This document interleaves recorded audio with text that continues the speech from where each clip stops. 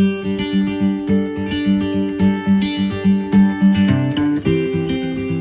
year of 2021, each month we're recording one video of some aspect of self-reliance.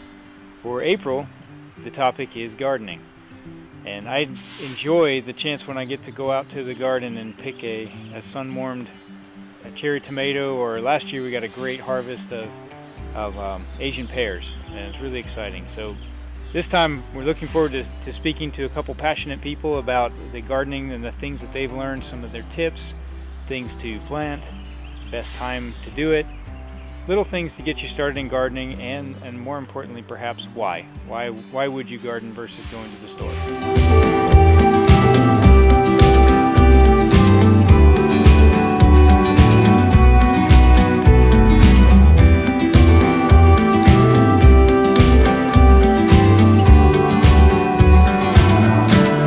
I'm one of 5 kids, and 4 of us of the 5 have gardens.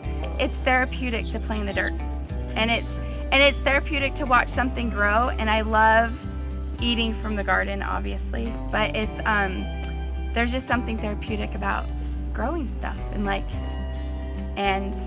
watching new life come in the spring. I don't know. Yeah, it's therapeutic. It's just such a rewarding thing, right? To go out and be able to just grab what you need and make something extra delicious. And fresh herbs taste so much better. When we were little, we always had a garden, and my dad, that's his passion, and he's passed that on to us. And I didn't have a natural green thumb like he does, so it took a lot of time to do it, but it's just something that we bond with. And now my 9-year-old son loves to garden. I think you can start. When we moved here 6 years ago, I didn't have this. This was all just grass and dirt, and we started with container gardens. And that's another thing that he taught me, is you can grow tomatoes. You can grow almost anything in a pot on your back porch. And sometimes if you start doing that, it's a little less overwhelming. And then as you get more and more, you can maybe have a little box garden, and as you get more confident in what you're doing, then you can just expand it out.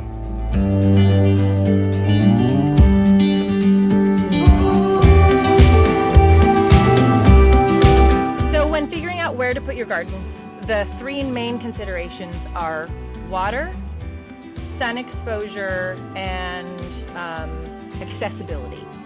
If I were getting started, I would want to do a raised bed that was maybe even just 6 inches. Just a simple raised bed, fill it with some compost or fill it with some native soil, and start planting things you think you'll grow, like you'll eat.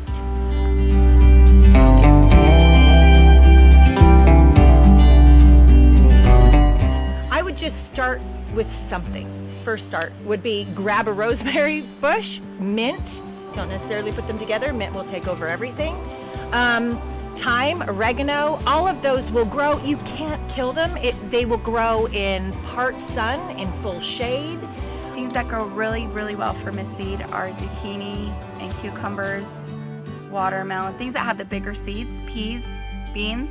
Things that have the bigger seeds grow awesome from seed, and they do really well. The roots take really well. Things that have smaller seeds, I guess, does this make sense? Or like tomatoes, or if you try to grow onions from seeds, those usually peppers, you plant in little containers first, and then you start them indoors, and once they get to about 2 inches, then you put them outside and they harden up. Like the wind starts kind of moving them, and their stalks or their stems harden up, and then once they get about 4 inches, you can put them into the ground.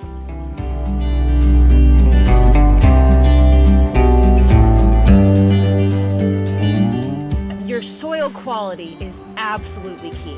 The top level of where you're planting and where your seeds are germinating, where most of the root activity should be really good quality soil or compost. I've done a mix of 1/3 compost, 1/3 vermiculite, and 1/3 peat moss. And that's just a very nutrient-rich planting medium. Having a raised bed here in North Carolina, where we have a lot of that heavy clay soil, It allows you to have good quality draining soil that your roots and your the nutrients can sit. Otherwise, sometimes it holds water. The nutrients are gone. Now, clay is wonderful with nutrients and minerals, but it's lacking in its ability to drain. So you can add sand. So if you add sand and then compost to your clay and mix that together, you're going to mend your normal, natural, native soil, and that will make it better.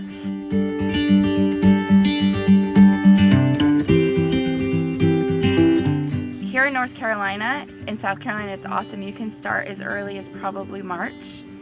In North Carolina and South Carolina, if you do it right, you can have a producing garden from the end of March, beginning of April, all the way through end of October, would you say? So it's really great, whereas my little sister who lives in Utah has a much shorter growing season in her garden because it's colder longer and gets colder earlier. So.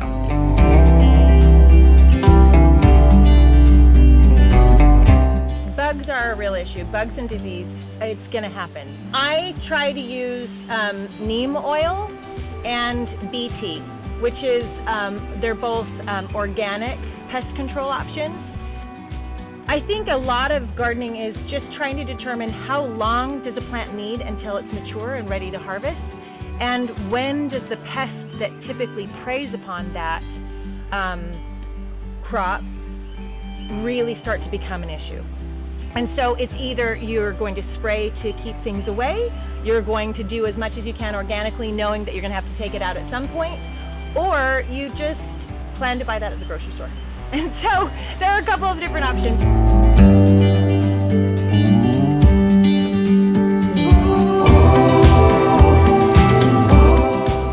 I think the most rewarding thing is seeing the bounty of it. Our favorite thing in the spring is picking all the green beans, although the birds got them, but and the peas, and just having the kids love it. Even my kids who are picky eaters love to come out and harvest the garden, and then we make dinner out of it. Even last year, my son, he found those wild onions. We had wild onions in our dinner last year. It was great. So it's nice knowing that if there's, I mean, we just lived through a pandemic, right? Like if there's a run on something, then you know you've got fresh stuff to feed your family. My mother-in-law is German, and she grew up in post-World War II Germany. And in her mom's journals, she talks about how they had a garden, and it's how they survived. But then when the Allied forces came through, they raided their garden, and so then they had to scramble to find food because their livelihood in their garden was no more. So I always think about that, how grateful I am to have something if we need it.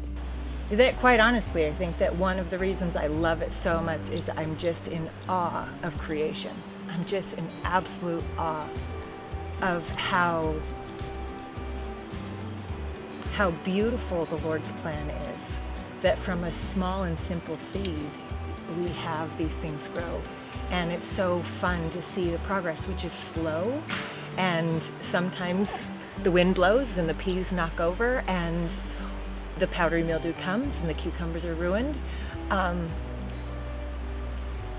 then when it works, it's just miraculous. And it's so inspiring. And I just love being out and being able to witness creation.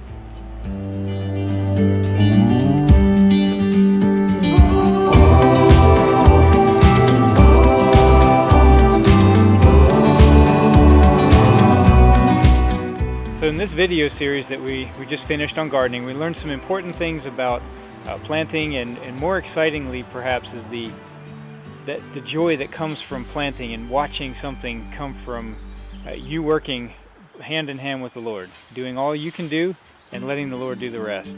And this is really exciting to see the fruits of their labors and the passion that they have for gardening.